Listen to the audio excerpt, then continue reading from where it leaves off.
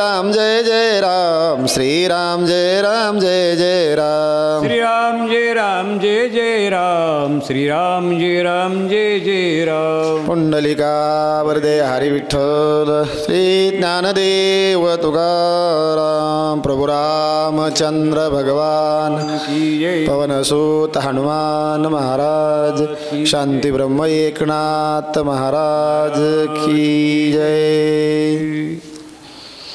श्री गणेशाय नमः. वक्रतुंड महाकाय सूर्यकोटि समप्रभ, निर्विघ्नं कुरु मे देव सर्वकार्येषु सर्वदा.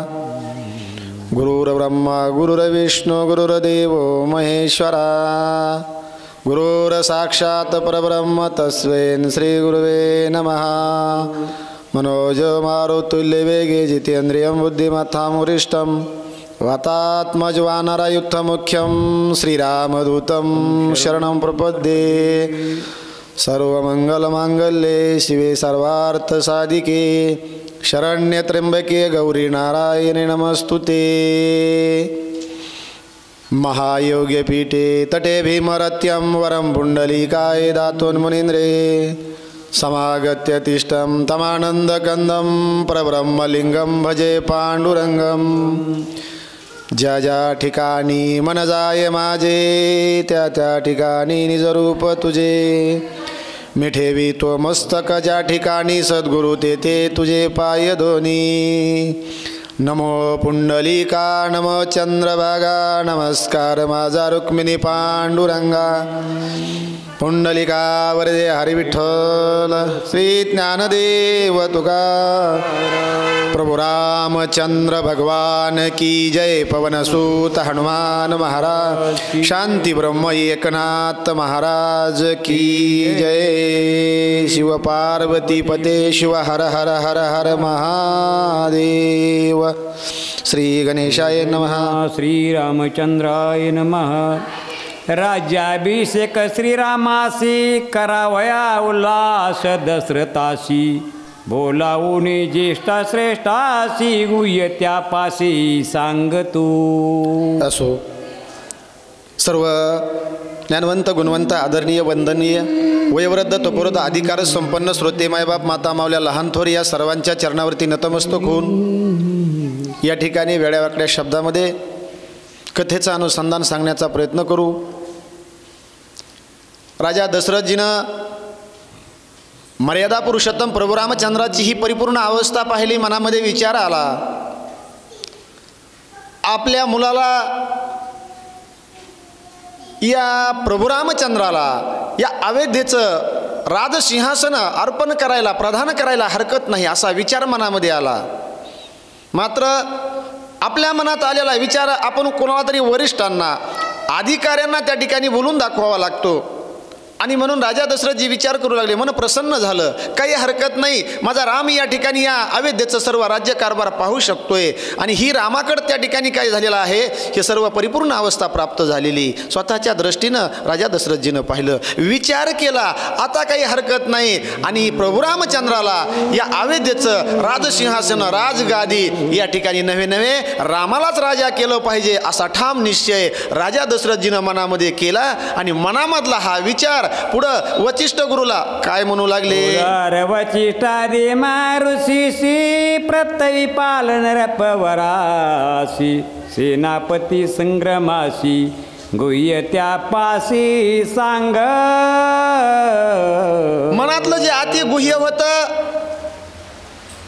सूर्यवंशाचे कुलगुरू वचिष्ठजी महाराज अधिकार संपन्न आणि आपल्या सेवकाच्या सेनापतीच्या हस्ते वचिष्ठ गुरूंना पाचारण केलं. आणि पाचारण करून आपला जो मनात आलेला विचार आहे तो विचार राजा दशरथजी वचिष्ठ गुरुला सांगू लागले. अष्टादश निज प्रजासी, बोलवणी आती प्रीतीशी. बसवोनी सन्मानेशी, त्यापासी काय मग बोले. आपल्या गुरुवर्याचा वचिष्ठ गुरूंचा अगदी आदर सन्मान करून राजा दशरथजी वचिष्ठ गुरुला स्थानपन्न केलं, स्थान दिलं.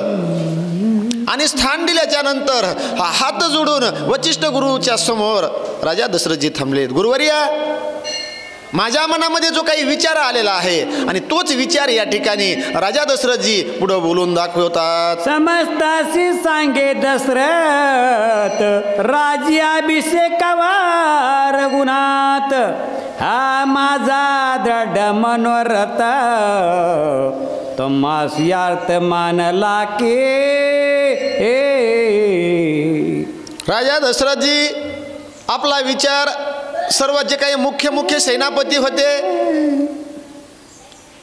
गुरुवर्य होते, या सर्वांच्या समोर राजदरबारामध्ये राजा दशरथजी बोलू लागले. माझ्या मनामध्ये असा विचार आहे की प्रभू रामचंद्राला या ठिकाणी या अयोध्येचं राजसिंहासन अर्पण केलं पाहिजे, राजगादी त्या ठिकाणी प्राप्त करून दिली पाहिजे, असा माझ्या मनामध्ये विचार आलेला आहे. आणि याच्यासाठी प्रभू रामचंद्र किंवा राम म्हणले परिपूर्ण अवस्था त्यांच्याकडे आहे. मात्र हे माझ्या मनाला बरं वाटतंय, याच्यामध्ये तुमचा काय विचार आहे, असं राजा दशरथजी सर्वांना त्या ठिकाणी बोलून दाखवू लागले, सर्वांचा विचार विनिमय घेऊ लागले. समस्तासी संमत जकिजे तो दृढ कार्यार्थ, तुम्ही माझे परमाप्त निशितार्थ मज सांगा. काय म्हणले राजा दशरथजी सर्वांना बोलू लागले. महाराज, तुम्ही माझं हित चिंतणारे आहात, तुम्ही माझे आप्त आहात, तुम्ही माझ्या जवळचे आहात, तुम्ही माझ्या विश्वासातले आहात. आणि म्हणून करता एका बाजूला गुरुवर्य आहेत, वचिष्ठ गुरु आहेत, विश्वामित्र आहेत, अनेक असणारे अधिकार संपन्न असे काही सत्पुरुष त्या दरबारामध्ये बसलेले आहेत. काही सरसेनापती आहेत, काही विश्वासू सेवक आहेत. आणि या सर्वांच्या समोर राजा दशरथजी बोलू लागले. ऐका, हे मी तुम्हाला का सांगतोय, खरं हित माझं करणारे आणि सर्वांवरती ज्यांच्यावर माझा विश्वास आहे असे तुम्ही आहात. आणि म्हणून हा माझ्या मनातला विचार मी तुम्हाला या ठिकाणी सांगू लागलेलो आहे. सांगा ना, तुमचं काय म्हणणं आहे की राजगादी त्या ठिकाणी या अयोध्येचा राजा होण्यासाठी प्रभू रामचंद्र योग्य आहे का? मी काढलेला विचार योग्य आहे का याच्यात कुणाचं काही म्हणणं आहे त्या ठिकाणी, असं तुम्ही मला सांगा. असा संवाद राजदरबारामध्ये आणि राजा दशरथजी या सर्वांबरोबर सर्वांच्या समोर करू लागले. एक वचिष्ठा विषज्ञा मांगे बांधले वार्धक्य सज्ञा, अजुनी राज्य भोगाची प्रज्ञा, काय शीतरवज्ञा मज आता. राजा दशरथजीला एक विचार सुचला. बघा, मी का बोलू लागलो तुमच्या समोर, माझं वय झालेलं आहे म्हणले. आणि वय झाल्याच्या नंतर माणसाला सोय यावी. जसं आपलं वय, जशी आपली अवस्था बदलन का तशी व्यवस्था होत असती. पण आजकाल माणसं काय करतात, अवस्थेला जात नाहीत पण व्यवस्थेचा विचार करतात. तसं राजा दशरथजीनं केलं नाही. माझं वय झालेलं आहे, मला वार्धक्य कधी येऊ शकतं, या वृद्धावस्था झालेली आहे आणि कुठपर्यंत हे करायचं. बघा, स्वतःचा अनुभव बोलून दाखवणं राजा दशरथजी म्हणू लागले. आता माझं वय झालेलं आहे, मी वयोवृद्ध झालेलो आहे आणि हा राज्य कारभार हे सर्व असणारं चालवणं माझ्याच्यानं शक्य नाही. कधी ना कधी असणारा हा भार कोणाच्या तरी खांद्यावरती, आपल्या मुलाच्या खांद्यावरती द्यावा लागतो. हा प्रपंचाचा संसाराचा नियम या, कारण त्याचं नावच आहे संसार, त्याच्या नावामध्येच दडलेलं आहे. सारखा सरकत राहतो, त्याचं नाव संसार. आणि संसार सरकतो का नाही बघा, कसं तरी अनेक देवाधिकांना त्या ठिकाणी नवसा सायास करतात माणसं. कशामुळं? संततीमुळं. मग इकून तिकून मूलबाळ झालं, आता थांबाव का नाही? जे मागणं केलं ती पूर्तता झाली की आणखीन पुढं आपला पाऊल चालतो. आता हे लहानाचं मोठं व्हावं, यांना चांगलं शिक्षण घ्यावं, त्याचं शिक्षणही पूर्ण झालं, आता थांबाव का नाही? नाही, शिक्षण पूर्ण झालं की त्याला कसली तरी नोकरी द्या लागावी. नोकरी कसली तरी लागली की त्याच्या 2चे 4 व्हावेत, म्हणजे याचं नाव संसार आहे. आणि किती दुःखामुळे आहे संसार बघा. एका महान सत्पुरुषाच्या संन्यासाच्या नुसतं स्वप्न पडलं तर स्वप्नात कंबर मोडती, इतका संसार खडतर आहे, इतका कठीण आहे, इतकं दुःख देणार आहे. आता म्हणतात ना, मागं न पुढं फुफुटा उड, अशा संन्याशानं संसाराचा विचार करावा का? नाही करावा मायबाप. परंतु उन्हाळ्याचे दिवस होते, एक संन्यासी महात्मा चालले असताना मुक्काम पडला एका गावामध्ये आणि सहज विचारलं काय वास्तव या गावामध्ये कशाचा असणारा या ठिकाणी हा उत्साह आहे. त्यावेळेस माणसाने सांगितलं महाराज इथं एक विवाह सोहळा पार पडलाय. आणि जुन्या काळात काढत होते ना ते वरात वगैरे गावात म्हणले नवरा नवरी त्यांची मिरवणूक चालू या. ते म्हणले विवाह सोहळा लग्न काय असतं तुम्हाला माहित नाही का महाराज म्हणले. विवाह सोहळा झाल्याच्या नंतर ग्रहस्थ आश्रम स्वीकारावा लागतो. त्याच्यामध्ये पती पत्नीचं त्या ठिकाणी दाम्पत्याचा संसार चालत असतो. आणि हे नुसतं एवढं सांगितलं की या संन्यासी महाराजानं पूर्ण कल्पना केली. म्हणले आपलं बी झोपी जायच्या अगोदर हे स्मरण झालं असं असतो का म्हणले संसार इतका व्यवस्थित असतो का असं सर्व सोहळा पार पडतो का अशी कल्पना केली आणि झोपी गेले. शास्त्र पुराण असं सांगतं या आपल्या जागृतीचा शेवट स्वप्नाची सुरुवात. दिवसभर आपण ज्याचंच मनन केलं चिंतन केलं का. बघा शेतकरी आता शेतामध्ये काम करणाऱ्या माता मावल्या किंवा पुरुष असू द्या दिवसभर जर असं काम केलं असलं का सोयाबीन काढली असेल गवत कापलं असेल ज्वारी काढली असेल तर ते संध्याकाळी झोपेत काय होतं माहिती का ते हात असा जातो असं करतं माणूस. ते काय होतंय ते दिवसभर वळलेला असतो. मग तसं या संन्यासी महाराजानं विचार केला एवढा गोड संसार असतो म्हणले. आणि ज्या ठिकाणी हे विचार करत करत झोपले होते तिथं कमरा इतका वटा बांधलेला होता त्या वटेवरच झोपी गेले होते. संन्यासी महाराजाला संसाराचं स्वप्न पडलं. स्वप्नामध्ये त्यांचं लग्न झालं. लग्न होऊन पत्नी आली. त्यांना एक मुलगा झाला. कुठं स्वप्नामध्ये. आणि त्यांची पत्नी म्हणली महाराज मुलाला झोपाय जागा नाही जरा पलीकड सरा. संन्यासी महाराज झोपीतच पलीकड सरकले. पुन्हा काही आणखीन त्या ठिकाणी पुढचं स्वप्न पडलं. दुसरा मुलगा झाला. पुन्हा त्या पत्नी म्हणल्या महाराज मुलाला जागा नाही जरा पलीकड सरा. पलीकड सरा म्हणले की हे संन्यासी महाराज झोपीतच पलीकड सरकले आणि गळ्या इतक्या कमरा इतक्या वट्यावून खाली पडले. झोपीतच कंबर मोडली. संसाराचं स्वप्न पडलेलं सांगवलं. स्वप्नातला संसार जर खरी कंबर मोडतोय आपलं कसं होतं या. तुम्ही तर काय बोलतच नाहीत. आपण काय सगळे संन्यासीत का काय याचा अनुभव नाही कुणाला. काकडेमध्ये सांगा संसार दुःख मुळ चोहीकडे विंगळ विश्रांती नाही कोटे रात्रंदिवस तळमळ. आणि मग ही तळमळ संपवायची म्हणल्यावर कुठं जा म्हणते शरण जा त्या विठ्ठला पांडुरंगाला तिकडं शरण जावं लागतं या. रात्रंदिवस नुसती तळमळ आहे तळमळ आहे. कारण इंगळाचा अंतरू नाही म्हणले इथं सुख नाही. सुखा लागी करीशी तळमळ तरी तू पंढरीशी जाय एक वेळ मग तू अवघाची सुखरूप होशी जन्मोजन्मीचे दुःख विसरशी. याच गोष्टीचा विचार राजा दशरथजीनं केला. किती जरी संसार केला आपण प्रपंच केला तरी हो प्रत्येकाला पुरून उरलेला आहे. त्याच्यामुळे आपलाही पूर्ण होणार नाही. मग हे घोंगडा आपण आता झटकिलं पाहिजे. रामाला राजगादी दिली पाहिजे. हा सर्व विचार राजदरबारामध्ये मांडलेला आहे. निर्दळणे अति पुरुषार्थ गोब्रह्मादे प्रजा समस्त नित्य राखिता सुख शार्थ राज्य बारे शांत मी झालो.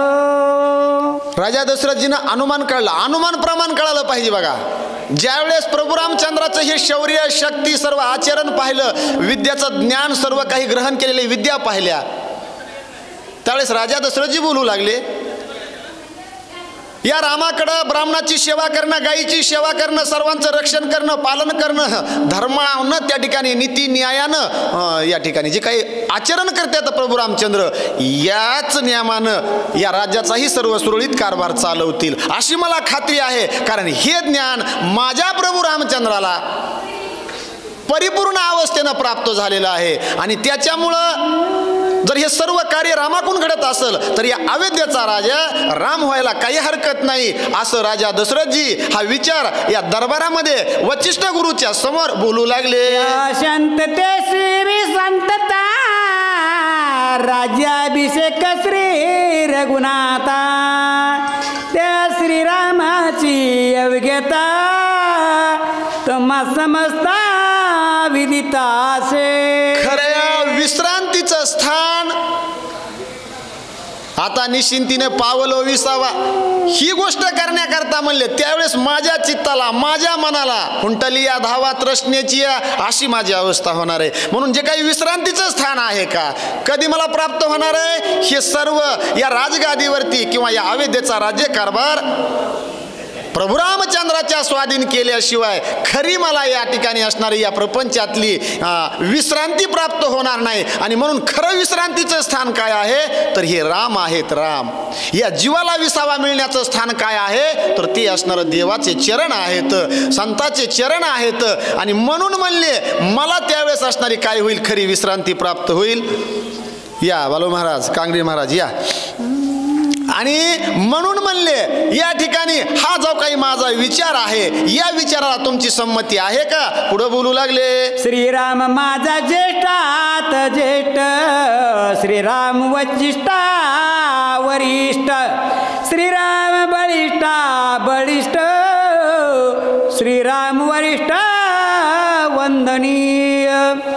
राजा दशरथजी बोलू लागले, हा विचार मी का काढला. आपला पण नियम आहे प्रपंचातला, ज्येष्ठ बंधू त्याला शास्त्र पुराणानं पण मान दिलेला आहे. थोरल्या मुलाला बरेचसे विधी थोरल्या मुलाला करता येतात, घरचा कारभार थोरल्याच मुलाला पाहता येतो, हे रामायण सांगतंय. आणि म्हणून ज्येष्ठात ज्येष्ठ, श्रेष्ठात श्रेष्ठ, वरिष्ठात वरिष्ठ, ज्ञानात ज्ञानी म्हणले परिपूर्ण अवस्था कुणाची आहे रामाची आहे. आणि हे मी माझ्या दृष्टीनं पाहिलंय. आणि म्हणून मला असा विचार आलेला आहे की अयोध्येचं या राजगादीवरती राजा म्हणून प्रभू रामचंद्राची नियुक्ती केली पाहिजे.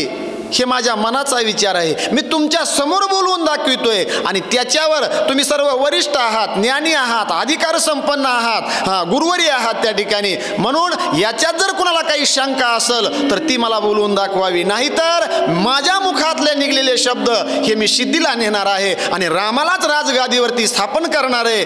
असा विचार राजा दशरथजी सर्वांच्या समोर बोलू लागले. राम सर्व गुणे संपूर्ण, राज्य लक्ष्मी सुलक्षण, साधू सेवेशी आल्हाद पूर्ण, गुरुवचन ब्रह्मतुल्य. गुरुवचन ब्रह्मतुल्य. गुरुचे शब्द न ओलांडणे, गुरुची आज्ञा. कालच्या अध्यायामध्ये आपण ऐकलं, गुरुच्या आज्ञेचं जर उल्लंघन करत असेल, गुरुची जर अवहेलना करत असेल तर तो शिष्य नाही, तो मनुष्य नाही म्हणले, तो पाषाण समजावा, दगड समजावा. मात्र माझ्या रामाकडं ही कुठलीही गोष्ट नाही. गुरुच्या आज्ञेचं परिपूर्ण पालन करण्याची वृत्ती कृती रामाकडे आहे. परिपूर्ण अवस्था, श्रेष्ठात श्रेष्ठ, ज्येष्ठात ज्येष्ठ, ज्ञानात वरिष्ठ म्हणले त्या ठिकाणी. आणि सेवेचं व्रत असलं पाहिजे. प्रभू रामचंद्र गुरुच्या सेवेकरता किंवा या राज्यातील सर्व असणाऱ्या प्रजेच्या सेवेकरता तत्पर आहेत. न्याय नीती या सर्व गोष्टीचं ज्ञान माझ्या रामाला प्राप्त झालेलं आहे. म्हणून माझ्या मनामध्ये हा विचार आलेला आहे की अयोध्येचं हे सिंहासन राजगादी या रामाला माझ्या प्राप्त झाली पाहिजे किंवा रामच राजा झाला पाहिजे. म्हणून हा विचार मी तुम्हाला या ठिकाणी सांगू लागलो. या असं पुन्हा पुन्हा त्या ठिकाणी म्हणले. आणि साधूची सेवा करण्यामध्ये प्रभू रामचंद्र तत्पर आहेत. साधूची सेवा तर करावी, देवाची सेवा नाही झाली तरी हरकत नाही. संत येती घरान तोची दिवाळी दसरा, किंवा देव सारावे परतेन संत पूजावे आरती. देव म्हणले बाजूला सारले तरी एक टायमाला चालतंय, पण अगोदर म्हणले संताची साधूची पूजा करावी. अतिथी देव भव, आपल्या दारावरती जे कोणी येतील यांचं अतिथी समजून, देव स्वरूप समजून त्यांची पूजा करावी. विनमुख आपल्या दारावरून अतिथीला जाऊ देऊ नये. नाहीतर मग शास्त्र असं सांगतंय, विनमुख गेली अतिथी जाय सकळ सुकृताची संपत्ती. तुमचं पुण्य घेऊन जात आहे बरं का ते. नाही तर काही काही माता मावले माहिती दारावर म्हणतं हे भिक्षाम देई माई, ते म्हणते महाराज घरी कुणीच नाही. कोण म्हणतंय? घरातीत मालकीन म्हणते. वा पुढं मग तसं अतिथी आपल्या दारावर विनमुख नाही गेला पाहिजे. नाही तर ते आपली सुकृताची संपत्ती, आपलं पुण्याचं सर्व सामुग्री घेऊन जातंय. म्हणून म्हणले मात्र ही सेवा करण्यामध्ये प्रभू रामचंद्र तत्पर आहेत, साधूच्या सेवेमध्ये तत्पर आहेत. हे सर्व मी माझ्या दृष्टीनं पाहिलंय. म्हणून मी असं ठरवलंय का की अयोध्येचा राजा रामच झाला पाहिजे, ही माझ्या मनाची इच्छा आहे, माझा निर्णय आहे. हे तुमच्या समोर मी बोलतोय असं राजा दशरथजी बोलू लागले. श्रीरामाच्या पुढच्याने पडी पाडे यम इंद्र वरुण पुढे श्रीराम प्रजा ते जा पुढे काय गोद पाडे शशी सूर्य. राजा दशरथजीनं तुलना केली. असं असतं बघा, आपलं बाबू लोकाचं कार्ट, पण हे राजा दशरथजी होते. हे यांनी तुलना काय केली म्हणले, माझ्या प्रभू रामचंद्राच्या तेजापुढं सूर्याचं तेज चंद्राचं तेज फिकय म्हणले. सर्वामध्ये वरिष्ठ यक्ष गण गंधर्व किन्नर या सर्वामध्ये श्रेष्ठ म्हणले प्रभू रामचंद्र आहेत. ही रामाची अवस्था आहे म्हणले. आणि म्हणून करता म्हणले त्या ठिकाणी असणारे प्रभू रामचंद्र कसे आहेत म्हणले, यांच्या पुढे हे इंद्र चंद्र बापुडे म्हणले, एक मशक येतं चिलट येतं आणि त्याच्यामुळं त्यांच्या तेजापुढं इंद्रचंद्र खदोत म्हणजे काजवा प्रमाणात म्हणले. एवढा पुरुषार्थ, एवढं शौर्य, एवढं धैर्य, एवढी शक्ती रामाच्या ठिकाणी मी पाहिली बाबा म्हणले. आणि म्हणून या गादीला योग्य मालक जर कोणी असेल, या अयोध्येचं धर्मानं न्यायानं नीतीनं राज्यकारभार सांभाळणारा जर कोणी राजा म्हणून माझ्या दृष्टीला असेल तर तो माझा श्रेष्ठातला श्रेष्ठ ज्येष्ठ पुत्र म्हणजे प्रभू रामचंद्र आहे. आणि या रामालाच मी अयोध्येची राजगादी देण्याचं ठरवलं या असा आपला विचार राजा दशरथजी त्या ठिकाणी बोलतात. श्रीरामाची सुंदर शोभा लाजे मदन विरे उभा श्रीराम वल्लभ या वल्लभ लावण्य गाभा श्रीराम. लावण्याचा गाभा श्रीराम आहेत म्हणले. हे म्हणजे लावण्य सौंदर्य स्वरूप जिथून सुरू होतंय का ती शक्ती किंवा ते स्थान म्हणजे प्रभू रामचंद्र आहेत म्हणले. आणि त्याच्यामुळं यांच्या तुलनेमध्ये या विश्वातलं सौंदर्य, या विश्वातलं असणारं तेज फिका आहे म्हणले. सर्वात तेजस्वी असणारे, सर्वात शक्तिशाली असणारे कोण आहेत, प्रभू रामचंद्र आहेत. यांच्या तुलनेमध्ये मला तर या सृष्टीवरती पृथ्वीवरती कुणी दिसत नाही. म्हणून अशा रामाची मी अयोध्येचा राजा म्हणून या ठिकाणी नियुक्ती करू पाहतोय. आणि म्हणून माझ्या दृष्टीनं या पुढचा अयोध्येचा राजा हा प्रभू रामचंद्राचा असेल असं तुलना करून किंवा गुणाचं वर्णन करून राजा दशरथजी बोलू लागले. श्रीराम निदडा रन रन दिरंग दिर सुभाऊ मारिला ती दुर्धर त्र्यंबक भंगाचा ती बडीवार सुरवीर श्रीराम. वर्णन करणारे अधिकारी असले पाहिजेत आणि ज्याचं वर्णन करायचंय तेही त्या अधिकाराचे असले पाहिजेत. बरोबर आहे का. दशरथ ज्यांनी 10 इंद्रियाचा रथ केला होता त्यांचं नाव दशरथ. 5 कर्म इंद्रिय 5 ज्ञान इंद्रिय हे ज्यांनी आकळले होते आणि त्याचा रथ करून जे विराजमान झाले होते का त्यांचं नाव दशरथ होतं. आणि त्या दशरथाच्या पोटी प्रभू रामचंद्र येतात, जन्म घेतात. आपल्याला वाटतं ह्या माझ्या बी पोटी राम जन्माला यावा, आपल्या बी वंशाला दिवा व्हावा, पण त्याच्यासाठी अगोदर आपल्याला कौशल्य व्हावा असं नाही वाटत. असंच आहे का कसं आहे बालू महाराज. आपण अगोदर त्या अवस्थेला जावं लागतं या तेव्हा राम अवतीर्ण होते. तर पण इथं म्हणले राजा दशरथजीनं सर्व काही तुलना केली होती म्हणून आता ते रामच होते. जगाचे मालक होते, चालक होते, रणरंगधीर होते म्हणले. ज्यांच्याकडे धैर्य होतं, शक्ती होती, युद्धामध्ये परिपूर्ण अवस्था होती आणि सर्व शक्तीनिशी विराजमान असलेले म्हणले प्रभू रामचंद्रानं काय केलं होतं, सुबाहूचा एका क्षणामध्ये एका बाणामध्ये त्या ठिकाणी गतप्राण केला होता. त्याच्यानंतर म्हणले तिथं कुठं कार्यक्रम दाखवला होता, रामानं जे काही स्वयंवर ठेवलं होतं सीतेचं राजा जनकजीनं तिथं प्रभू रामचंद्र गेले आणि तिथं काय केलं, धनुष्य भंग केला शिवधनुष्याचा. म्हणून त्या रामाला ती सीता मिळाली होती. आता कलियुगामध्ये भरपूर राम आहेत पण त्यांना बी सिद्ध करावं लागेल आपण बी कुठला तरी धनुष्य मोडू शकतो म्हणून. त्यावेळेस सीता गळ्यात येऊन माळ घालती या तुम्ही काय माझ्याकडे बघायला, जिथं जाईल तिथं परत म्हणजे महाराज कुठले आहेत, फलाण्या गावचे आहेत, आमचे तिथं पाहुणे आहेत. म्हणलं हो आहेत, काय करायचं मग. नाही बघा की एखादी मुलगी तिकडं, मुलीची काय खान लागली का आता, याला कारणीभूत कोण आहे. तुम्ही इकडं म्हणायचं बेटी बचावो बेटी बढावो, नुसतं म्हणायचं.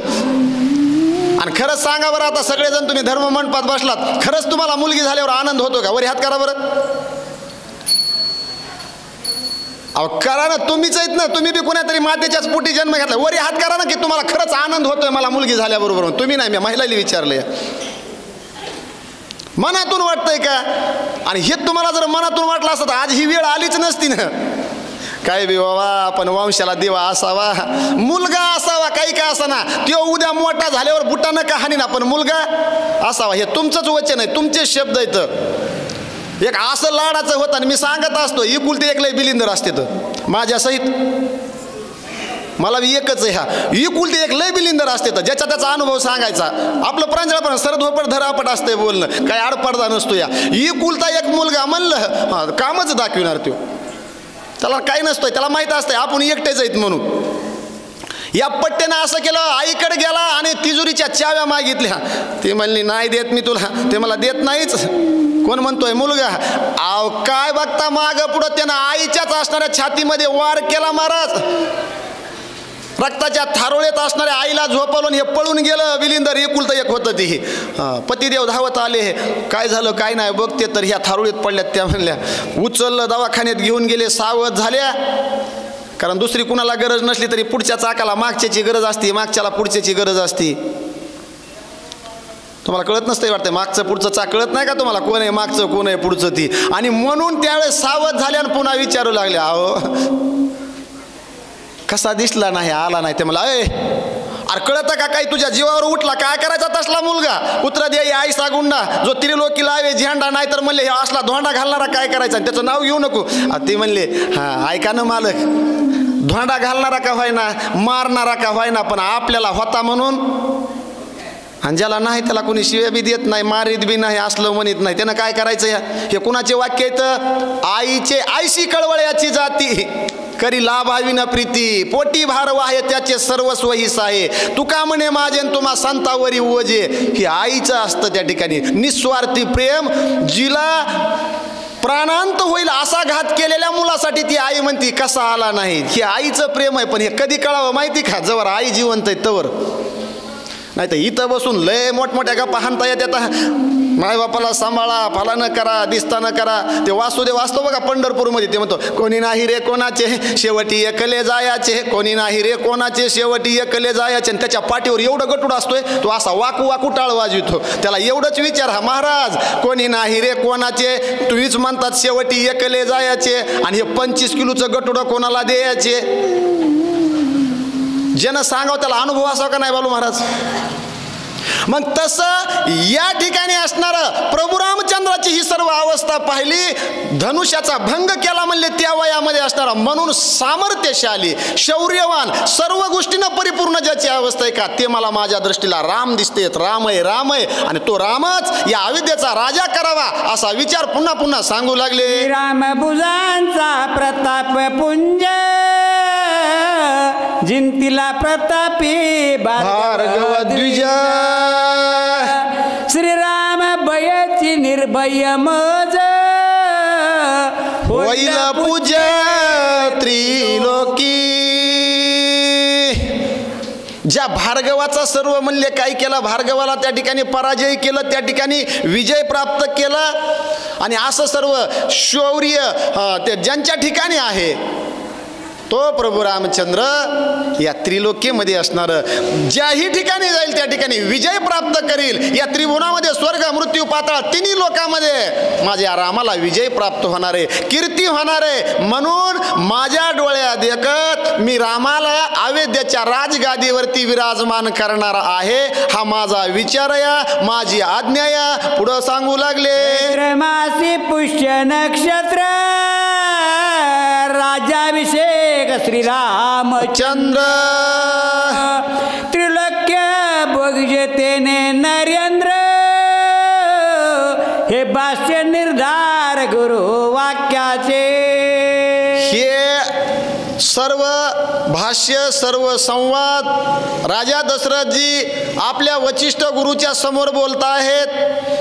चैत्र महिन्यामध्ये गुरुपुष्य नक्षत्रावरती हे नक्षत्र अगदी म्हणले त्या ठिकाणी शुभ आहे आणि याच नक्षत्रावरती मी प्रभू रामचंद्राला राज्याभिषेक त्या ठिकाणी प्रदान करणार आहे, राज्याभिषेक सोहळा रामाचा करणार आहे, रामाला राजगादीवरती विराजमान करणार आहे, हे सर्व गुरुवर्यानं या ठिकाणी सांगितलेलं आहे किंवा वचिष्ठ गुरु सांगू लागले। जर तुमचं मानसच आहे का तर या नक्षत्रावरती हा सोहळा या ठिकाणी पार पडू शकतो या म्हणून हा सर्व विचार विनिमय त्या सभेमध्ये राजा दशरथजी समोर सर्वजण त्या ठिकाणी बोलू लागले किंवा राजा दशरथजी सर्वांचा विचार घेऊ लागले। माझा गुरु वचिष्ठ ते त्रिलोकी परमा श्रेष्ठ, त्याचे वचन मज वरिष्ठ, रामराज्यपट प्रभाते। आधी गुरुशी वंदावे मग साधन साधावे, गुरु माझे माये बाप, पाहे पाहता जळतील पाप। ही गुरुची आज्ञा या त्रिलोक्याला जे वंदनीय आहेत का म्हणले ते माझे वचिष्ठ गुरु आहेत आणि ते मला पूजनीय आहेत, वंदनीय आहेत, आदरणीय आहेत आणि म्हणून म्हणले त्यांचा जो शब्द आहे त्यांची जी आज्ञा आहे त्याच आज्ञेचं मी पालन करील, त्या आज्ञेचं उल्लंघन मी करणार नाहीये। आणि म्हणून करता मी गुरुवराच्या समोर बोलत आहे की रामाला राजगादी ही माझं मनोगत आहे, पण गुरुची जशी आज्ञा मला प्राप्त होईल त्या आज्ञेचं परिपूर्णतेनं पालन करूनच हे सर्व कार्य मी पूर्णत्वाला नेईल, असं राजा दशरथजी त्याच ठिकाणी बोलू लागले। श्री रघुनाथ अभिषिंचण्या निष्ठार्थ, गरजूने बोले दशरथ, तेने समस्त आल्हादले। आणि म्हणून त्या राजदरबारामध्ये सर्वांच्या समोर राजा दशरथजी गर्जना केली, मोठ्या आवाजामध्ये सांगू लागले, ऐका उद्या सकाळी याच ठिकाणी या अयोध्येच्या ठिकाणी आणि प्रभू रामचंद्राला त्या ठिकाणी म्हणले काय होईल, प्रभू रामचंद्राचा राज्याभिषेक सोहळा होईल, या अयोध्येची राजगादी रामाला त्या ठिकाणी प्राप्त होणार आहे, हा माझा अंतिम निर्णय आहे, असं त्या दरबारामध्ये राजा दशरथजीनं सांगितल्याबरोबर जी काही सर्व मंडळी होती, ऋषीवर्य होते त्या ठिकाणी, विश्वासू जी काही सेनापती होते, सेवक होते, दास दाशा, जेवढे काही त्या दरबारामध्ये प्रजाजन सर्व मंडळी विराजमान होती, या प्रत्येकाच्या अंतःकरणामध्ये वाटलं खरंच आहे राजा दशरथजीचं, आपला रामच या ठिकाणी राजा झाला पाहिजे आणि आपल्या मनासारखी गोष्ट आपल्याला ऐकायला मिळाली की मग मात्र त्या ठिकाणी म्हणले काय होतं या आपल्याला त्या ठिकाणी आपल्या मनाचं मनोरथ पूर्ण झालंय असं आपल्याला वाटतंय। आणि म्हणून सर्व मंडळीला या राजदरबारामध्ये राजा दशरथजी समोर म्हणले काय झाला, आनंद प्राप्त झाला, सर्वांनी होकार दिला, महाराज आमच्या मनातली गोष्ट तुम्ही बोललात, म्हणून करता त्या ठिकाणी सर्वजणांचे चेहरे म्हणले तेजस्वी झाले, आनंदीमय झाले आणि सर्वांना एकमतानं राजा दशरथजीच्या या विचाराला, या गोष्टीला, या निर्णयाला सर्वांनी अनुमोदन दिलं। मात्र पुढे काय झालं, राजे प्रजासेना प्रधान नगर नागरिक जन, ऐकोनी रायाचे वचन, उल्हासपूर्ण राम राज्ये, उल्हासपूर्ण राम राज्य। रामराज्यामध्ये उल्हास येतो का नाही महाराज, झाले रामराज्य काय उन्यामासी, धरणी धरी पीक गाई वळल्या मसी, राम वेळोवेळा मी गाऊ ओविये, दळिता कांडिता जीविता गे माय। मग तसं म्हणले जे सेनापती होते, जे मुख्य प्रधान होते, यथा राजा तथा प्रजा, प्रजेच्या मनातलं राजानं बोलल्याच्या नंतर सर्व प्रजेला आनंद होत असतो, म्हणून राजाच्या ठिकाणी भगवंताचा अंश असतो। भगवंतानी एक विभूती सांगितली राजा म्हणजे, मग तो गावच्या सरपंचापासून धरा ती दिल्लीच्या देशाच्या पंतप्रधानापर्यंत धरा, पण राजानंही तसं वर्तन करावं लागतं, यथा राजा तथा प्रजा, नाही तर मग राजानं केलेलं दोष प्रजेला फेडावे लागतात महाराज। मग तसं इथं राजा दशरथजीने निर्णय घेतला. जे काही अनेक देशातले राजे विराजमान झालेले होते त्या राजांनी हा निर्णय ऐकला. प्रजेनं ऐकला, प्रधानाने ऐकला, सरसेनापतीने ऐकला, सर्व जणांना या ठिकाणी हे श्रवण झालं. राजा दशरथजीचे शब्द सर्वांचं अंतकरण म्हणले अगदी आनंदी झालं, हर्ष उल्लासित झालं. आणि त्याच्यामुळं उल्हासपूर्ण आता मात्र या ठिकाणी आपल्याला रामराज्य पाहायला मिळणार आहे. आपला राम राजा होणार आहे. आणि रामराज्यामध्ये काही नसतं या, काही ऊन राहत नाही. हे रामराजाचं लक्ष नाही. आता आपण बी केली, मी तर कालच सांगितलं ना, अयोध्येला प्राणप्रतिष्ठा झाली या, बरोबर आहे का. 500 काय म्हणले, किती 500 वर्षापूर्वीचा जो वनवास होता प्रभू रामचंद्राचा तो संपला म्हणले. आता राम त्या ठिकाणी विराजमान झाले. आता अरण्यात नाहीत, राम अयोध्येमध्ये प्रस्थापित झाले. पण राम अयोध्येमध्ये प्रस्थापित झाले म्हणजे अयोध्या कोणची, ती अयोध्या आपल्याला ते झालं प्रतीक. आपण अयोध्येच्या ठिकाणी प्राणप्रतिष्ठा केली, पण खरं रामराज्य होण्यासाठी ही अयोध्या आणि याच्यामध्ये रामाची प्राणप्रतिष्ठा व्हावी लागती. आणि इथून अंतरानं म्हणावं लागतं झाले रामराजे. आपण वरूनच म्हणतो झाले रामराजे. रामराजाचं लक्षण माहिती का, भावानं भावाशी कसं वागायचं हे रामायण सांगतं या. भावाचं ते भावाचं आणि माझं तेही भावाचं, याचं नाव रामायण या. या कलियुगात आहे का असा एखादा राम, आपण सत्कारच करू त्या रामाचा.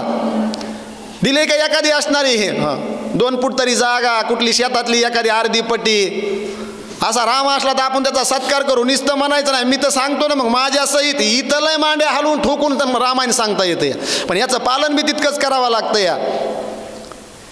नाही तर मग काय नाही, नळी फुंकिले सोना, हे वरचे डोस नुसते हाणायचे, उगा श्रोते खुश करायचे, गप्पा हाणायच्या. वा वा वा, काय महाराजानं रामायण सांगितलं. महाराज इथून धारूरून निघाले, वाटातच कुठंतरी बैठक बघत येत पुन्हा आणि पुन्हा रामायण येऊन वाचायचं आणि सांगायचं. असं जमत नाही बालू महाराज. नाही नाही नाही, पत्ते तरी ह्याची दोन्ही, परद्रव्य परनारी याचा धरी जो विटाळ, परद्रव्य मानावे वमन, परस्त्री माते समान जाण. ह्या 2 गोष्टी ज्यानं जिंकल्या का, त्याच्या अंगावर कपडे कसले असू द्या, त्याच्याकडे ज्ञान नसू द्या, त्याचं महाराज म्हणून माझ्यासारख्यानं सध्या दर्शन घ्यावं. ज्याला दुसऱ्याचं धन वमन वाटत असल आणि दुसऱ्याची स्त्री असणारी त्या ठिकाणी माते समान दिसत असेल का, त्याच्यासारखा साधू या विश्वात दुसरा नाही. त्याला कुणाची जोड लावायची गरज नाही. बाकीचा कशाला बाजार घेऊन भरले. काय भुलला शिवरली या रंगा, ऊस डोंगा परे रसन ही डोंगानं काय भुलला शिवरली या रंगा. अंतरंगाचा परमार्थ चालतो महाराज, बाह्य रंगावर काही घेऊन बसलात. नाही तर मग आपल्याकडं तर काहीच नाही. मी सांगत असतो, दाढीनं वाढीनं अंगाची नुसती काडी. नाही तर आपण अनुमान लावतो महाराज कुठून आले, वा वा वा वा फार लांबून आले, ते बेसरमीच्या आळ्यातून काही आहे ना, पण लय लांबून आले. असं नाही चालत. त्याची पारख झाली पाहिजे. आणि त्याच्या अंतरामध्ये किती त्याच्याकडे आचरण आहे हे पाहिलं पाहिजे. वरच्या ह्याला कशाला भोगतात. म्हणून या ठिकाणी ही सर्व परीक्षा राजा दशरथजीनं मर्यादा पुरुषोत्तम प्रभू रामचंद्राची घेतली होती. म्हणून निर्णय घेतला, अरे राम माझा परिपूर्ण या आणि रामच या अयोध्येचा राजा होऊ शकतो या, असं मला वाटतं या. मी या ठिकाणचा राजा आहे आणि म्हणून मी सर्वांच्या समोर हा निर्णय घेतो. पण निर्णय असा घेतला की बात ऐसी बोलना कोई ना कहे झूठ और ऐसे जगो पे बैठना कोई ना कहे उठ. असं स्थान धरायचं, तिथून कुणी उठ नाही म्हणलं पाहिजे. आणि अशी गोष्ट बोलायची की कुणी त्याला पुन्हा खोटं नाही म्हणलं पाहिजे. अशीच संवाद किंवा असंच असणारं म्हणणं राजा दशरथजीनं मांडलं. सर्व प्रजेला मान्य झालं आणि त्याच्यामुळं सर्वांनी अनुमोदन दिलं. अनुमोदन दिल्याच्या नंतर काही बोलू लागले, ऐकोनिया गणगर्जित मयूर थैकारे नाचत, तेवी राम राज्य समस्त उल्हासत जन अवघे. हे शब्द ऐकल्याच्या नंतर म्हणले आकाशातून असणारी घनगर्जना होऊ लागली. मयूर असणारा बघा इथं घेण्यासारखा एक गुण आहे. मयूर म्हणजे मोराचा. आकाशामध्ये ढग दाटले का मयूर आपले सर्व पंख फुलवतं मोर आणि त्या ठिकाणी नृत्य करू लागतो. त्याला विचारले, का रे बाबा तू का नृत्य करू लागलास. हे जे काय आकाशामध्ये ढग दाटले ते पाऊस पडणार आहे, ती धरणी माता त्या ठिकाणी भिजणार आहे आणि त्याचा फायदा बाकीच्याला होणार आहे. तुला काय फायदा आहे. त्या मोरानं एक उत्तर गोड दिलेलं आहे. ते म्हणतंय मला फायदा काही होणार नाही, पण मला दुसरे आनंदी बघून मला आनंद होतोय. हा मोराचा गुण प्रत्येकाकडे असला पाहिजे. दुःखी अनेकांच्या दुःखे सत्य बोले मुखे. दुसऱ्याचं दुःख पाहिल्याच्या नंतर जर आपलं अंतकरण दुःखी होत असेल तर त्याला म्हणायचं खरोखर असणारं त्याच्यापाशी काय आहे? दया आहे. दया क्षमा शांती ते देवाची वस्ती. किंवा दया क्षमा शांती ज्याची अंगी. आणि संत तोची जाणा जगी. त्याला जगामधला तो संत ओळखायचा म्हणले. त्याच्याकडे दया असावी, माया असावी, शांती असावी. नाही तर मग माझ्यासारख्याचं काय? मी तर कालच सांगितलं खुळकुळीतलं बी काय नाही. आपल्याला कोण दम निघत नाही. आता जर खालून एखादं कोणी म्हणलं का नाही काही नाही चाळक मारा, ती ओवी तुम्हाला नीट सांगाय जमली नाही का जमली झालं लगेच. असं नाही चालत. त्या ठिकाणी लाज भय शंका दुरावीला मान हे सगळं सोडून द्यायचं असतं. अखेला चलाता लोक आते गये कारवा बनता गया. आपला आपण मार्ग सोडायचा नसतो. ज्याला पटन ते घेईल, ज्याला नाही पटल ते घेणार नाही. पण आपण आपला मार्ग सोडायचा नसतो. त्यावेळेस तो मार्ग सिद्धीला जातो. म्हणून याच्यावर ठाम राहावं लागतं.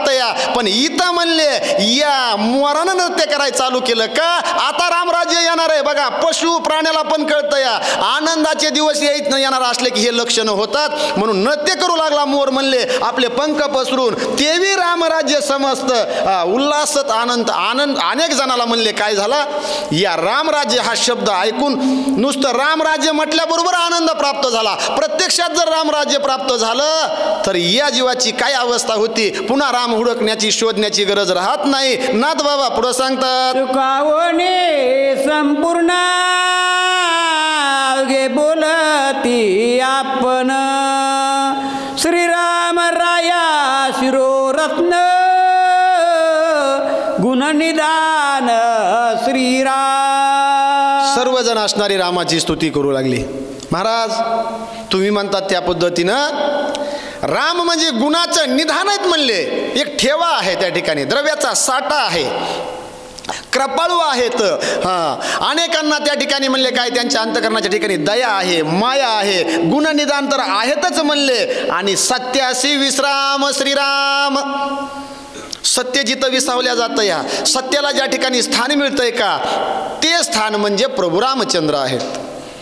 राम हे दोन जे काही अक्षर आहेत का या विश्वातल्या असणाऱ्या प्रत्येक जीवाला त्या ठिकाणी विश्रांतीचं स्थान म्हणजे राम आहे. मनुष्य जीवाला तर आहेच आहे. याच्यासाठी 8 तास सायास लागत नाही काही. पण नामाच्या चिंतने काय न हे केले एका चिंतिता विठ्ठले. मी तर सांगत असतो पण नेमकं आपलं काय होतं या आपल्याला फुकटचं मिळालं का? एक जुनी म्हण आहे बघा, मुफ्त का चंदन.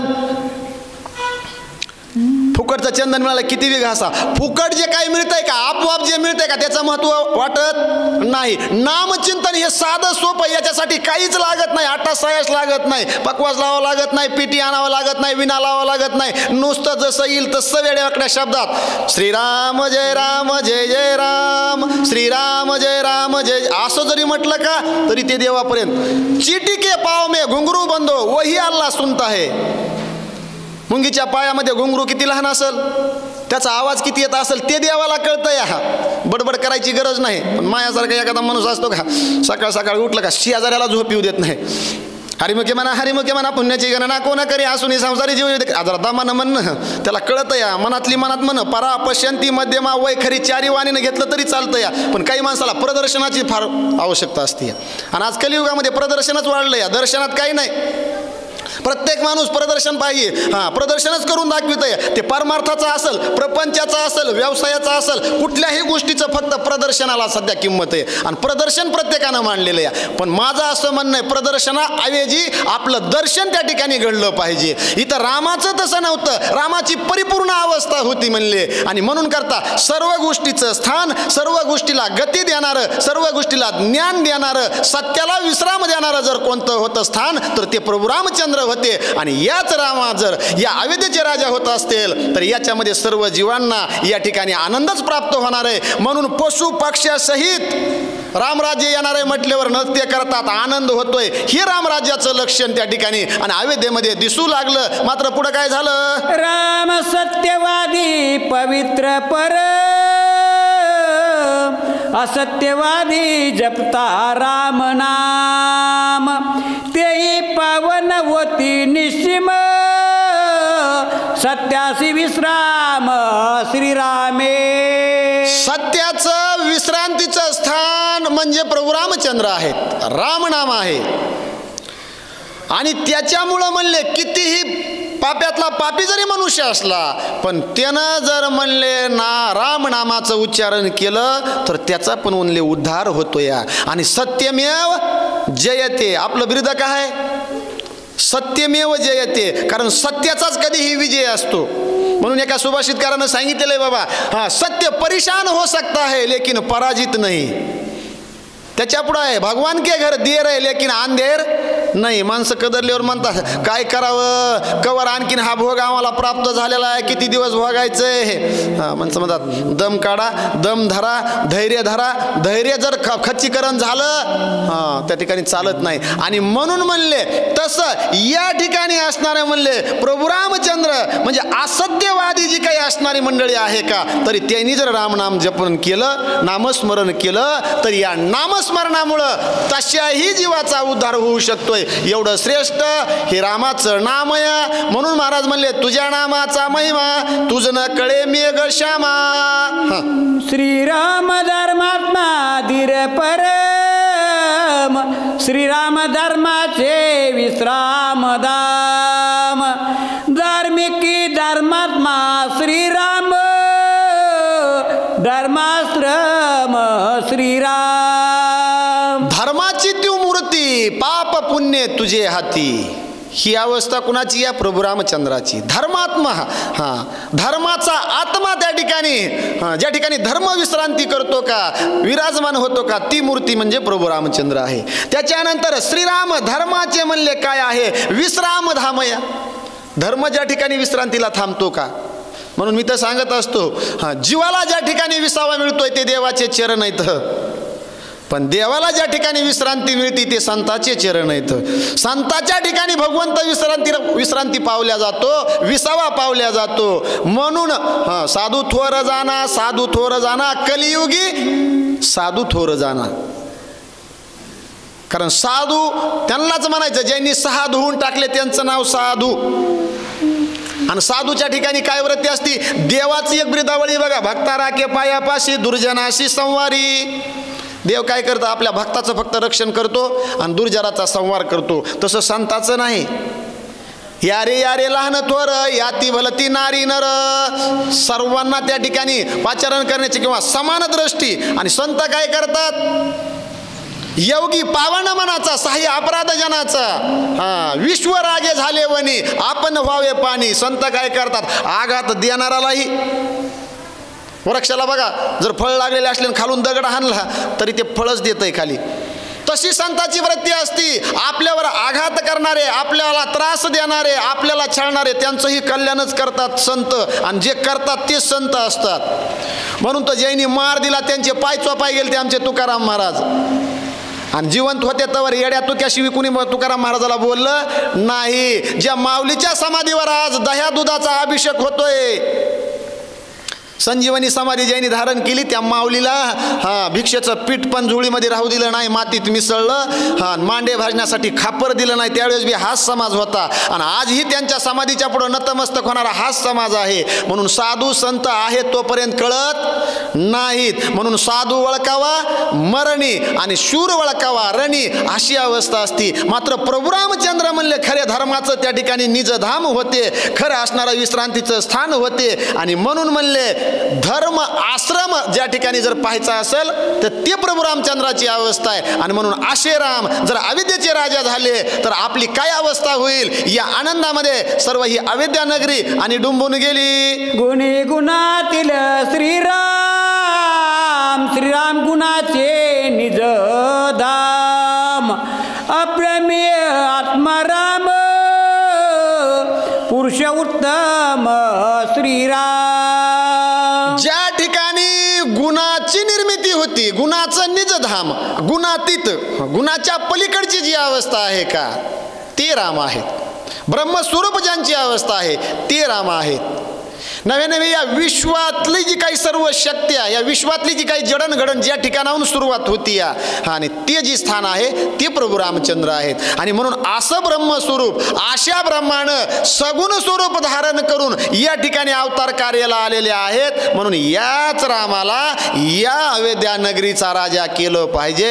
हे राम किती श्रेष्ठ आहेत, ही रामाची काय अवस्था आहे, कशाच्या पलीकडचे आहेत, या रामाला ओळखण्यासाठी या जीवानं किती पडदे ओलांडावं लागते, काय करावं लागतंय, हे सर्व असणारे रामाचं स्वरूपाचं वर्णन किंवा रामाच्या अवस्थेचं वर्णन नाथ बाबा आपल्या सर्वांच्या समोर सांगू लागले. रामाची नवलस्ते नित्य नवी ब्राह्मण भक्ती, तेने षड्गुण रण येते यश कीर्ती आतुल्यत्वे. यश कीर्ती अतुल्य आणि 6 गुण कुणाच्या ठिकाणी असतात? षडगुण ऐश्वर्य ज्या ठिकाणी राहतं त्याचंच नाव देव असतं. आणि तो देव म्हणजे कोण आहे म्हणले? प्रभू रामचंद्र या. आणि म्हणून 6 गुण ज्यांच्या ठिकाणी मी पाहिलेले आहेत किंवा आपल्याला पाहायला मिळतात, म्हणजे ती मूर्ती म्हणजे प्रभू रामचंद्राची मूर्ती आहे. आणि नित्य नवी म्हणले काय? ब्राह्मण भक्ती. आता कलियुगात तर ब्राह्मणावर भरपूर चाललेलं आहे. हां, ब्राह्मण म्हणलं की आमच्याकडे तुमच्याकडे नसतील, इकडं मानित असताना तुम्ही ब्राह्मण देवाला, आणि मानाव बी. हां, कारण गावरान गाय आहे, गावरान गाय, आणि ती जर चिखलानं भरली तर तिची पूजा करणार नाहीत का तुम्ही? बोला ना, पूजा करताना का नाही? गावरान गाय पण सॉरी चिखलानं भरून आली, मग तिला तुम्ही तिची पूजा करणार नाहीत का? करणार. आणि एक गाढव धरलं आणि ते गंगेत नहावून आणलं, धुवून आणलं, त्याला रेक्सोना साबण लावली, चंदन लावलं, त्याची पूजा कोणी करील का? नाही करायचं ना. मग तसं या ब्राह्मण कुळामध्ये किंवा ब्राह्मण देव त्यांच्या त्यांच्या धर्माचं काही असू द्या, आपल्याला अधिकार नाही. इतर वर्ण हे मी माझ्या मनचं सांगत नाही. गाय चिखलानं जरी भरली तरी पूजा की जी आहे तिची जनी म्हणजे जनमंडळी तिची पूजा करतात म्हणले. आणि गर्दवी भगीरथी नहानीला तरी त्याची पूजा करणे तो योग्य होत नाही म्हणले. तसं इतर वर्णाने फक्त नामस्मरण करायचं आणि पूजन करण्याचा अधिकार ब्राह्मण मंडळीला आहे. हे एका शास्त्रानं दिला नाही, 6 शास्त्रानं 18 पुराणानं दिलेला आहे. आता उगा शेंड्यावर शानपणा आपल्या माझ्यासारख्यानं करण्यात काही मजा नाही. मला नाही जमलं की काय म्हणायचं? नाही नाही, उगा ते ब्राह्मणानं लिहून ठेवलं या. बालू महाराज हे मी गरुड पुराणातलं बोलायला लागलो. हे गरुड पुराणाला मला भरपूर प्रसंग येते. ते म्हणजे हां, ते ब्राह्मणानं सांगावं लागतंय, ते गोसाईनं सांगावं लागतंय, आणि ते नुसतं वाचावाच लागतंय. हे गरुड पुराण आपल्याकडे न येऊ दिल्यामुळं आजही आपले बरेचसे विधी चुकीचे होते. बालू महाराज हे आजही आपलं अज्ञान आहे आणि आपल्याच माणसाने दडपिलं हे. हां, नाही नाही, ते आपण करायचं नसतं या. हे किती एवढे आपण म्हणतो जग सुधारलं, जग सुधारलं. काय सुधारलं? अंत्यविधी आपल्याला व्यवस्थित करता येत नाहीत. कोणत्या धर्माचं पालन करतो आपण? मग आपल्याला जे माहीत नाही ते कुणातरी कडे जावा, पण आपल्याला जायचं ते जमत नाही. मी तर कालच सांगितलं, आपल्याला जे कळत नाही ते कुणाला तरी विचारावा. पण भानगड अशी होती, स्वतःला काही कळत नाही आणि दुसऱ्यानं सांगितलेलं वळत नाही, ते पटतच नाही मनाला. याच्यामुळं आपण अज्ञानामध्ये जगतो. मग आपल्या अज्ञानाची जर सुरुवात त्या ठिकाणी असणारं अज्ञान घालवायचं असेल तर कुणापुढं तरी बघा हात जोडावं लागते. तर तुमच्यासमोर लय मी पोपटासारखा जरी बोलत असलो का, हां, तरी ही मंडळी सुज्ञ कागणे महाराज आहेत, बालू महाराज आहेत, माने महाराज आहेत, आमचे भास्कर बापू आहेत चौरे. म्हणून म्हणलं तुमचं तिथं नाव टाकलं आहे, तुम्ही या बाबा शेवा द्या. बहिरू महाराजानं कोण कसं हे टाळीत कावळा सापडला, नाही तर काय नाही. इथून धारूरून बऱ्याच ठिकाणी गेलोत कार्यक्रमाला, पण इथं काही येण्याचा योग पण आणला त्यांनी. आणि म्हणून म्हणलं मी कालच सांगितलं, अन्न मान धन येतं प्रारब्ध अधीन. म्हणून तुम्हा सर्व श्रोत्याची या ठिकाणी वेडी वाकडी का व्हायना सेवा करण्याचं या ठिकाणी परमभाग्य प्राप्त झालं. उलटी तुम्हाला मी धन्यता जास्त देतो, कारण वक्ता तो वक्ता नव्हे श्रोते विना. तुम्ही जर समोर येऊन नाहीत बसलात तर सांगायचं तरी कुणाला, ह्याकडेच त्याकडेला सभागृह ह्या वरड उगं मोठ्यानं काय वरडायचं ती. बापूने मोठ्या चांगल्या स्वरामध्ये उंच वाचायचं, मी इकडं सांगायचं. असं जमल का माय बाप? नाही जमायचं. म्हणून त्या ठिकाणी आणि श्रोत्याला धन्यवाद द्यावीच. मी द्यावे याच्यात काय नवलंय, माऊलीनं दिली, श्रोत्याशिवाय वक्ताच होऊ शकत नाही. चला आपलं विषयांतर नकोय. या ठिकाणी प्रभू रामचंद्राची ही अवस्था आहे. हे अनुभव कोण सांगताय हो? हे ओळखण्याकरता हे अधिकार लागतोय. मी तर मग सांगितलं 10 इंद्रिय ज्यांनी ताब्यात ठेवलेत, आपले 10 इंद्रिय ताब्यात राहतात का? डोळे तुम्ही घ्या रे सुख पहा विठोबाचे मुख. डोळ्याला तेवढंच पाहायचं म्हणल्यावर जमत नाही, गरगर तर फिरून येतंय. याच्यात एकच पाटील लय मोठा ह्या सगळ्याचा अधिकार गाजवला, मनाजी पाटील. हे मन इथं बसल्या बसल्या कसं करतं, हे घरी कुलूप लावलं असेल काय की उघडच राहिलं काय की, कवा संपत आहे कवा काय होतंय. कुठं गेलं मन, घराकडे जाऊन आलं, दिल्लीला फिरून येतं या. पण मन करा रे प्रसन्न सर्व सिद्धीचे कारण. मन प्रसन्न असेल तरच कथा विश्रवण होती या, नाही तर मग मन जागेवर नसलं का, चित्त जागेवर नसलं का. म्हणून परमार्थात काय लागतंय, चित्त. प्रपंचात काय लागतंय, वित्त. आणि शरीरात काय लागतंय, पित्त. हे तीन गोष्टी तीन ठिकाणी असल्या तर हे बॅलन्स होत आहे बरं का. नाही तर याच्यातलं बी पित्त खवळलं की मग पुन्हा काय नाही, ते बेजारच करतंय माणसाला. आणि प्रपंचात तर वित्त नसल्यावर ते म्हणतंय काय करावं, काय करावं, काय करायचं, दुसरं काय करायचं. आली या भोग असे असावे साजर. आणि इथं चित्त लावायचं, चित्त. म्हणून संसारी असावे आसुनी नसावे, भजन करावे वेळोवेळा. कसं राहायचं, त्या केळीच्या पानासारखं राहायचं. वर काढलं का कोरड्याला कोरडच सोडायचा तो प्रपंच. देहानं प्रपंच करायचा, पण चित्तानं परमार्थ करावा लागतोय. परमार्थ करावा लागतोय, प्रपंच होत असतोय. पण असं वर्म चुकलंय माझ्या सहित सर्वांचं आपलं. जिथं डोकं लावायचं नाही तिथं आपण डोकं लावतो. डोकं वापरा म्हणलं की त्या सुनबाईनं जुन्या काळामध्ये डोक्यानं सरपण लावलं चुलीमध्ये. ते म्हणलं त्या डोकं वापर म्हणलं की तिनं डोक्याचाच वापर केला. असं नाही करायचं. आपलं तसं झालं या. परमार्थात आपण इकडे वेळ द्यावा लागतोय, देत नाहीत. आणि जो प्रपंच जिथं सुख नाही तिथं सुख हुडकिल्याशिवाय आपण राहत नाहीत. श्रीरामासी समसमा ती लोकीन दिसे आन, मग त्याहून अधिक कोण प्रमाणे प्रमाण वेरा. काय तुलना केली राजा दशरथजीनं प्रभू रामचंद्राची. या त्रिलोक्यामध्ये माझ्या रामाच्या समानतेचं मला दुसरं कोणी दिसत नाही. एवढं सर्व गुण संपन्न परिपूर्ण अवस्थेचं या विश्वामध्ये कोणाकडे जरी पाहिलं, बाकीच्या असणाऱ्या त्या ठिकाणी माझ्या मुलाईकडे जरी पाहिलं तरी रामाच्या अधिकाराचं दुसरं कुणी नाही, समानतेचं कुणी नाही, प्रमाणाचं कुणी नाही, बराबरीचं कुणी नाही. म्हणून माझा राम या अयोध्येचा राजा झाला पाहिजे असं ठामपणे त्या ठिकाणी राजा दशरथजी बोलू लागले. पुंडलिका वरदे हरी विठ्ठल श्री ज्ञानदेव प्रभू रामचंद्र भगवान की जय. पवनसूत हनुमान महाराज की जय.